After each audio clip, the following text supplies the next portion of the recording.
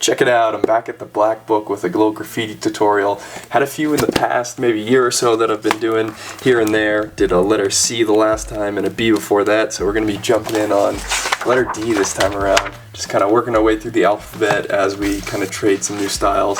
So here's the B. This was kind of me talking about some different letter structuring and weighting of lines, as well as my general outline of how I like to practice pieces. And then with the C, we were learning how to do kind of that vanishing point drop shadow, also shading the letter so it stands off the page a little better. So now let's get to a fresh page and jump into the letter D and see how we can take the basic structure of the letter and break those down into individual boxes and then build the letter back up.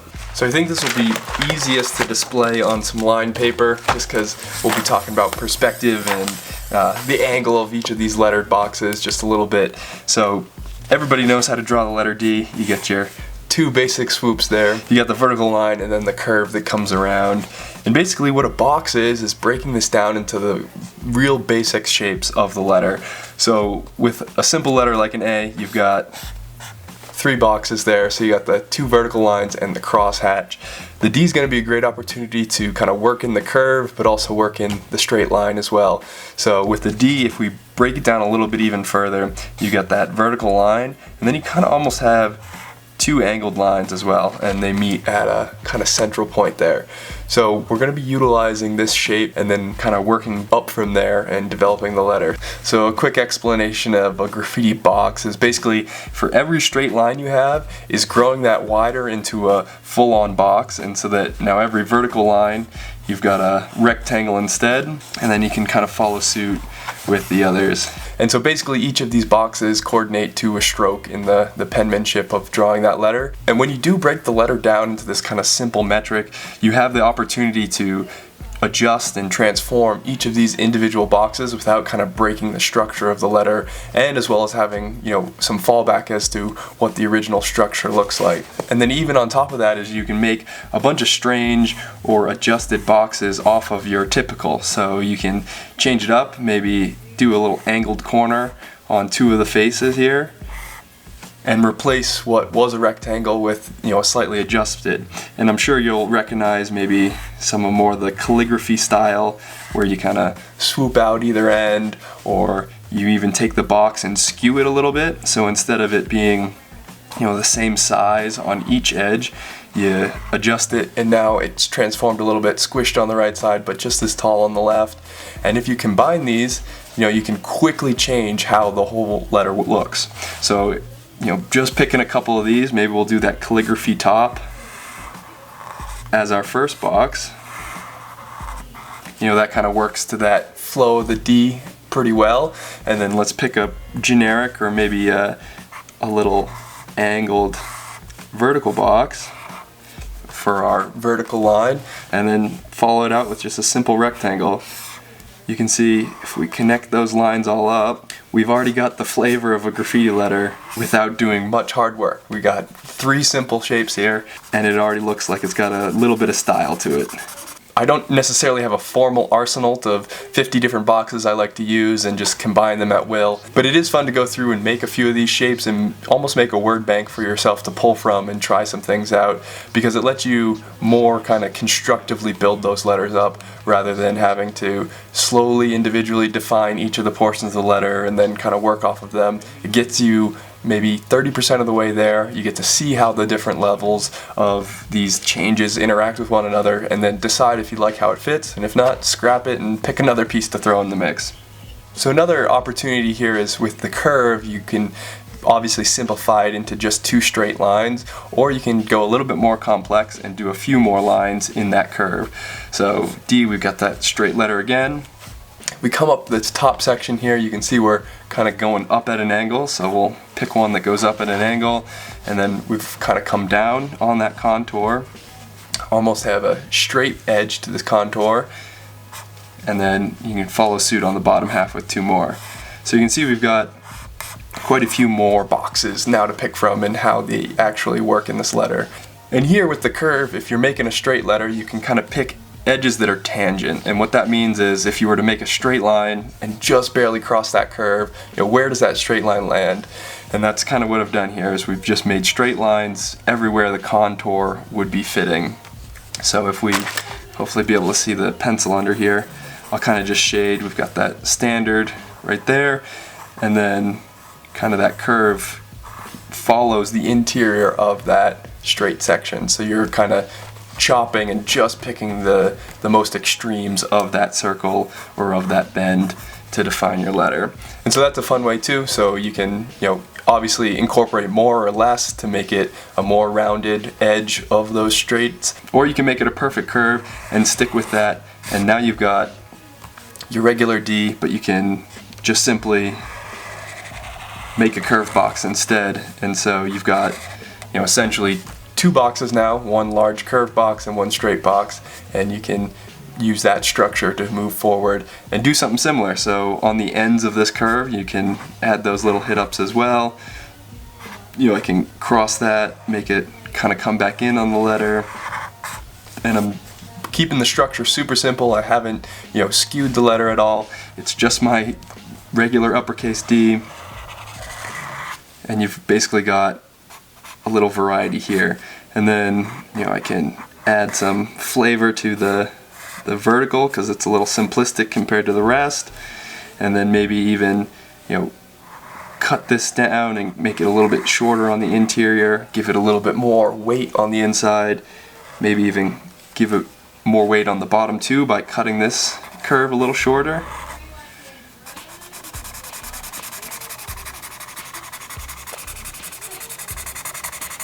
So what this really allows you to do is not break the structure of the letter. So right here I'm just committing to that vertical line and then the curve that comes around. Haven't done anything fancy, and then from here I can grow the letter and kind of add some add-ons or adjust the flow of it to really stretch it out once I've got a solid understanding of drawing it really simple just based off those two boxes. So hopefully now that you're somewhat comfortable with the idea of boxes are just super simple strokes made a little bit wider, we can start adjusting the letter a little bit. So here I made that D, we'll just do one off to the side that's kind of parallel to that. So nothing crazy about that, just the vertical line and the simple curve. But what if we start turning that letter and shifting it? So we do that line at a slight angle, and then I'm changing my posture here. You can see my hands turning a little bit. I'm sitting up a little bit taller because my curve is now going to change. Instead of just a flat curve that I can handle with a flat hand, I'm going to be doing a little bit more motion into my curve. So I've turned my hand a little bit so I know I have freedom to move quite a bit around, and I'm going to basically do that curve but bring it up a little bit slightly. So I got a little hung up on my book there, so let's do another one. So you can see the curve has changed a little. It's not so uniform. We've got a little bit wider at the top, and then it comes down and back out. And so we've not only turned the vertical, we've also turned the curve a little bit. So if we were to then go and try to do this in the rudimentary version with just the two diagonals, I'm basically going to be picking a line that's crossing down like that for my top portion, and then here, kind of coming up at that angle to make the cross in this direction.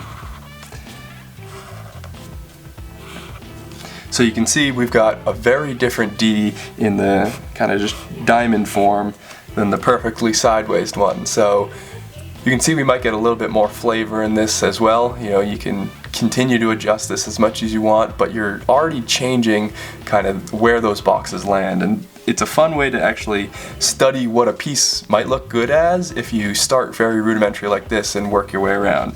Because believe me, if your letter doesn't, kind of translate and look good at a stage like this, when you just add a bunch of embellishments on top of it, or, add a bunch of hookups, it's honestly not going to still maintain a strong structure. You're going to be cluttering it and making it different, but not necessarily, making it better. So at the core, you're going to want to make sure with just the structure and just those strokes, your letter looks clean. So I'll quickly take both these D's and build them up a little bit. So we got the, draw it a little bit bigger.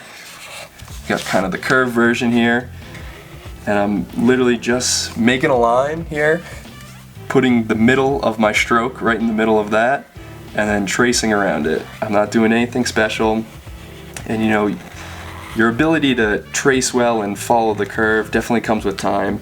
And you can see here it got a little funky at the bottom, so not quite honoring that center line. The real center line should be something like that. this comes with time, and I'm just spitballing here, but practice around, do this 50 times and see how your letters progress and change every time you do the center line, and then grow it out. So quickly, you can see this is quite a bit different than that D, but essentially the same structure. So quick changes to it. This has a little bit more flavor. You can see it's kind of angled down, might be looking at you a little bit different with that interior. This one's kind of super linear, kind of just flat on the page, looking across at you. Two equally cool styles, but it all depends on which direction you want to go. And then if we do, the angle here of just that simple one,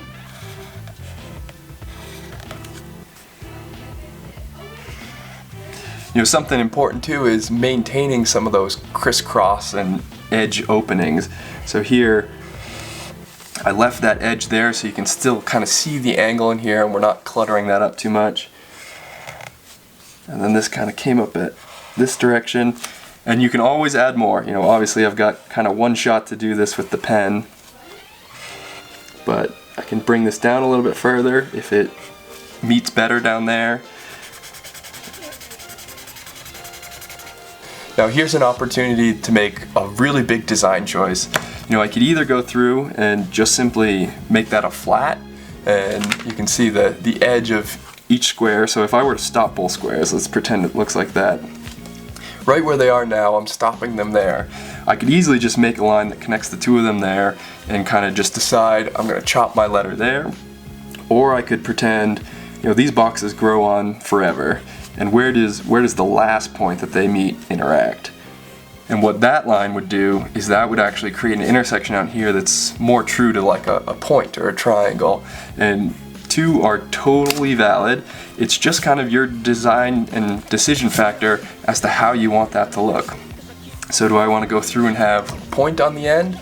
And a fun thing here is, that's kind of what people's styles grow out of. If every time two boxes interact and I make a point, I can keep that consistent through all of my letters and all of my pieces, and that way that point will be, in my D, in the next letter, and you can kind of see a repeating style all the way across a piece. Here's kind of a cool example. So at the bottom of this kind of crisscross in my eye, you can see I've kind of got that square butt, and then the line continues back out in the opposite contour. Now this is pretty well represented also in my V, and you can see here come back across, kind of have a similar butt, and then it pushes back out and up. So those consistent kind of curves to the bottom of those two letters, is what kind of style is. It's those choices that are consistent across your whole piece and allow the piece to have some uniformity, even though these are totally separate letters. It gives similarities between similar instances of those strokes, because ultimately an alphabet is repeated. You got a lot of similar things. A D looks a lot like two B's stacked on top of each other, so if you keep those similarities while designing the piece and make some of these design choices consistent, you'll be able to keep some repetitive themes and repetitive styles throughout your whole piece. In this case, I'm not the biggest fan of a pointed end, so I would probably opt to get rid of that and kill my boxes early and crisscross them with more of a straight line.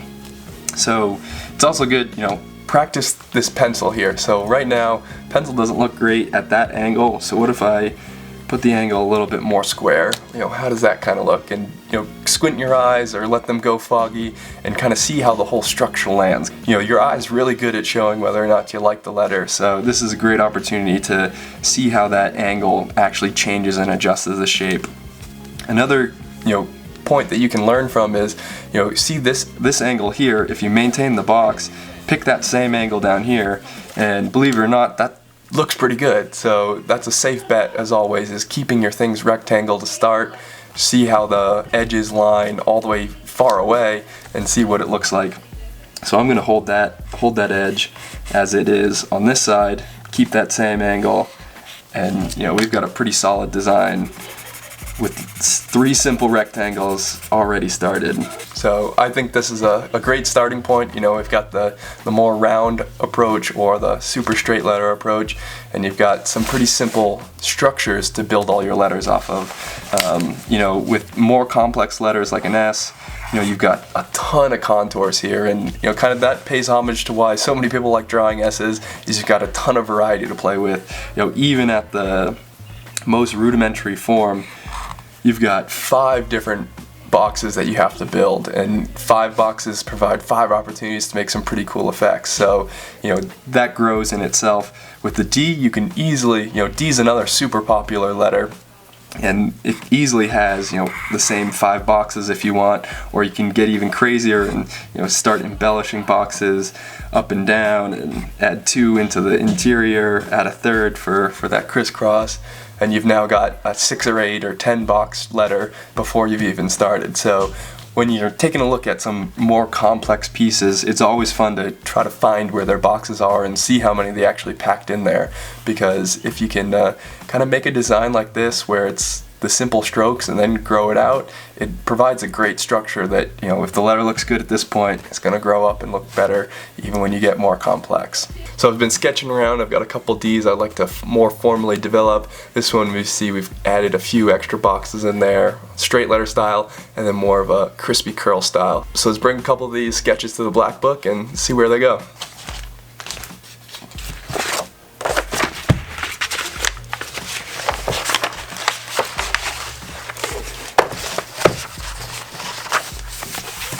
Alright, so I think I'm going to start with that kind of more hard style and then work into the smoother style. So basically just going to start with the flow of a D that I like in a soft style. You know, it's a little easier to get the curve down and then start breaking it down into the straight lever versions of that. So, you know, I like bringing the contour back down off that tail. It gives a little bit more data there, a little fun to play with, and then maybe I'll actually curve up, and it'd be fun to do the same proportions in both and kind of see how they translate. So maybe I'll follow suit on the other one too. And then you know, I like when maybe you have the contour come down and out, and you can, you know, add more there. This could honestly shoot all the way out, get something really funky there. I might keep it shallow for now, but you can always play with it again once you bring it back out. So there's no hard commitments at this point.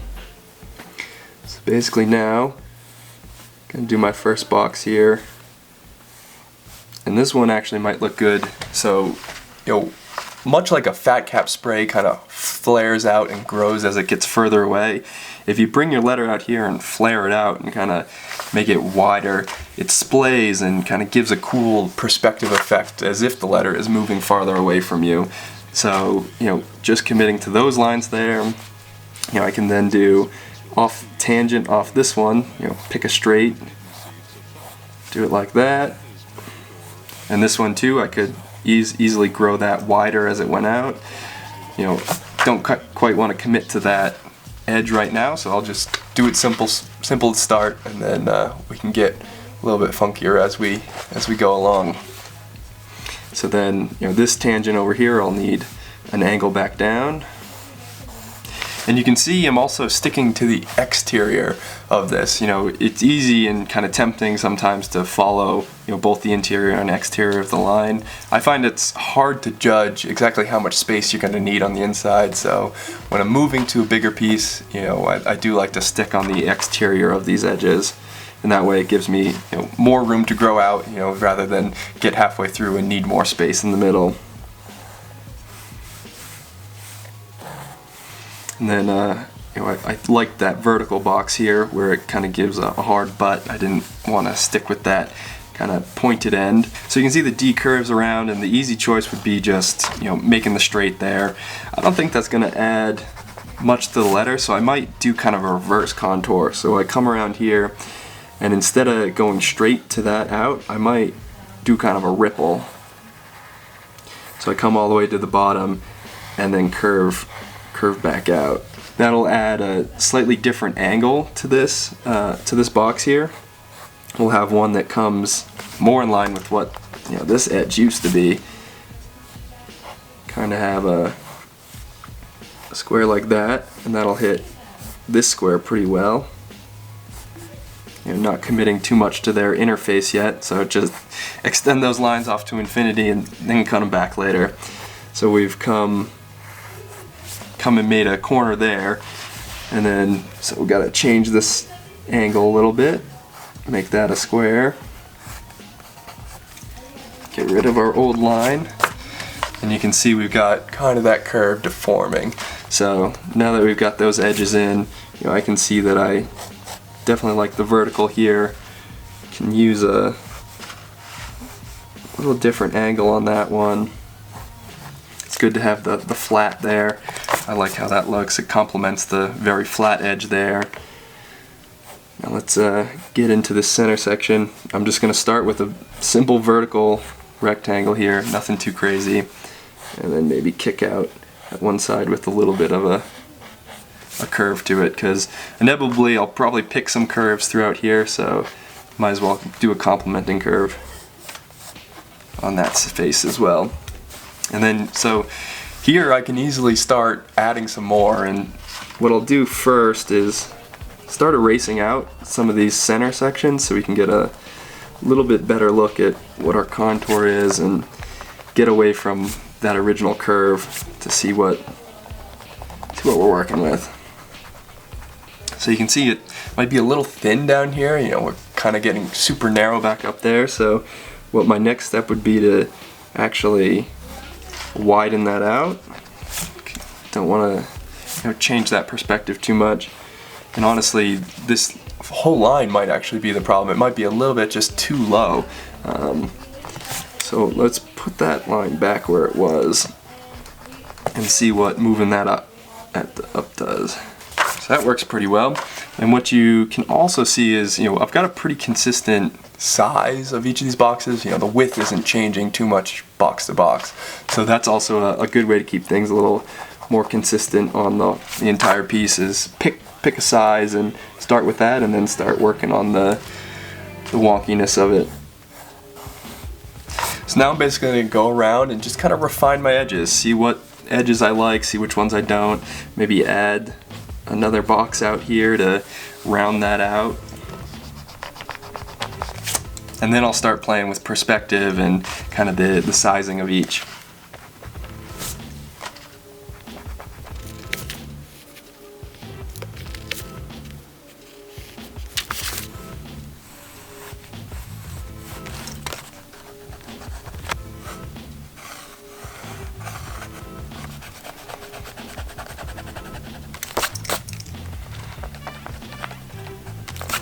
Here you can see I'm actually changing that angle, making the box wider as it goes further away. So if we were to pick this up, it's kind of that same rectangle I showed before, where it's far wider on the left side than it is on the right, and it's kind of pinching down. And so that's a common perspective for graffiti. You've got the vanishing point, things are kind of going to a central point, so I'm going to pick these two, make them get a little bit tighter as it goes to the left. And that way we can have some variety in the perspective of the letter itself. And then here I'll just see we've got some short edges now. I'll pick these up, follow that contour out, and even maybe exemplify it. So pick these and make them go a little bit wider. Here we can see it's a little more narrow, went a little bit wider out to those edges. And then even you don't have to pick a straight edge to this anymore. Maybe pick an angle here, pick an angle there. That'll add you some extra variety on top.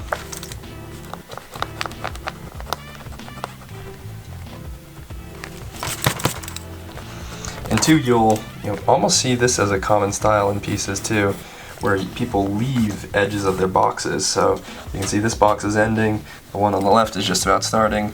It's actually common to cut these back and leave some of that, so it helps tell the reader, where your boxes were and what they're doing over here. So that's a fun kink in the contour, and it tells a little story about the letter. And the same goes here with where these two cross over. You'll have that edge embellished back out further, and all that's doing is showing more of the box and how the two interact. So that's a fun, extra. Some places it doesn't look good if you totally crisscross this out. That might look a little funny. Kind of works here.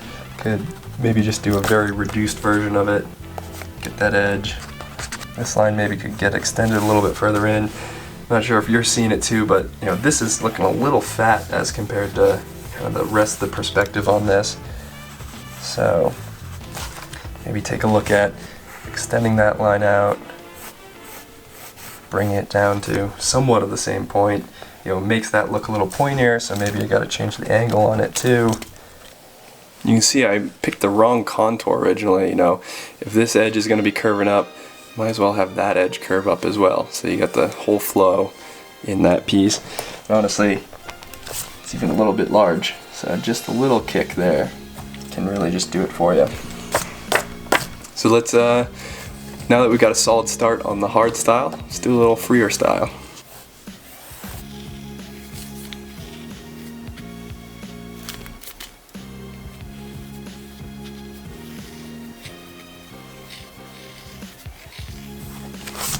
Now here with the curve boxes, I'm kind of just, you know, going with the flow that, you know, I picked on that first tag style, and just kind of slowly edging it out and slowly building it up. So we got a little bit larger of a pull there, and then kind of tightening it up as it comes around. So maybe the reverse of that is also extend this edge out, and then picking that same kind of swoop, so maybe a little bit wider at the top, pull it in, and then pull a nice skinny extra kick. And you see I'm basically, you know, as if it's a pen stroke, I'm picking that same width and working from that point. So I'm not trying to redefine arbitrarily where, you know, this new line and this new edge is starting. I'm committing that if my pen came around this way, it's got to end there and pull back out over here. So something you can do with, you know, both straight boxes and the curved boxes is, you know, the flow of your line is going to slightly continue after you actually take the pen off. So doing a little hook on these edges and actually, you know, forcing a point there is a time and place where I do like the edge and the point to be a little harder. So equally so here, as you know, if my letter comes around, you might have a hook kind of coming to this inside that this is kind of slowly getting tighter and more angled as you pull your pen off. And then on the reverse of that, maybe the far edge is a little bit more curved because it too is wrapping. You know, you're wrapping super tight as you pull off the page. And that's an easy way to end your lines and not have to be a super hard edge. So you can see it'll first curve out, and then as you kind of come back, you're curving back out the other way. And you know, the line tells you a lot about it. So if this looks wonky and you put this curve also over there, but your contour is going in the opposite direction, it'll tell you for sure. And I'm sure plenty of people, much like myself, have done the wrong contour to edge out, and it looks like a mess halfway through. There we got two relatively simple Ds. You know, you got a little bit of extra hookups here and there just to add some flavor. We can add some extra doodads if we want, and maybe let's outline these up, throw some 3D on them, and make these a proper finished product. So I also got asked recently, how do you get better at drawing straight lines? And I don't know, honestly, it comes with time, and that's the biggest thing, is much like all of this, is practice, practice, practice. But also, you know, give yourself wide space. You know, I've got freedom to move my arm as much as I want. You know, I'm not pulling and gonna have anything get in the way. And actually a big thing with straight lines is reducing how much you're actually moving your hand. Making a straight line with the movement in hand is way more inconsistent than pulling your whole arm and trying to keep your pen straight. So that's something I like to do, is actually just pull straight. You know, short lines you can get away with it, but you know, I'm moving my whole hand. I'm not necessarily trying to do this whole line with movement of my fingers rather than the whole arm. And that keeps it far more crisp, in my opinion. And if you watch some painters, it's really astonishing at how crisp, you know, their whole movement is. Not a lot of finger movement. Focus on your arm, doing the whole thing. You got much better articulation with your arm than you do, you know, on your fingers. You know, you're way more consistent. You can move your arm just slightly and get a very kind of large radius movement going. And then kind of similar for the curve stuff, you know, make sure you're moving your whole arm to get those rounds. You're not trying to slowly stitch it together by positioning your hand all weird.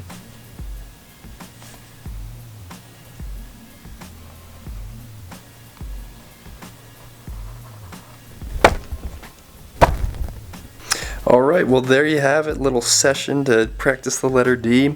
Hope it was pretty straightforward, but of course if anybody has any questions about what I mean by boxes and the letter structure and developing it up into these kind of little piece style letters, feel free to drop a comment down below, always helpful down there, as well as I'm sure there are plenty of other artists that can help articulate and feed some questions if you have any.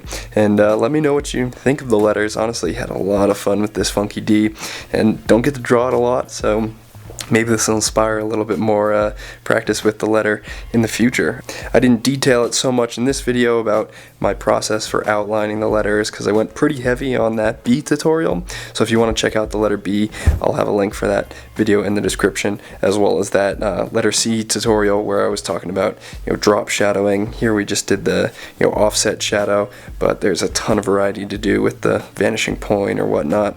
And honestly, there's lots to be done with the rest of the alphabet, so plenty of more skills coming down the pipeline. See if I can do one every once in a while, and if you have any suggestions on styles or little things that are hanging you up in your pieces, also drop those in the comment section. I'm always willing to try to tell you the tricks of my trade and share with you what I've learned throughout doing this and practicing myself. So by all means, maybe use the D as a nice structure to start some of your practice off for the boxes, and then grow from there and try some other letters out. If you enjoyed what you saw or learned a thing or two, be sure to spray that like button. Always helps to help spread the video around and share it to some new audiences. Maybe even drop it in a friend's DMs and share a little thing or two with them. So outside of the tutorials, there's tons of other stuff on the channel, so be sure to check out some of those other links in the description. That's going to do it for me, guys. Peace.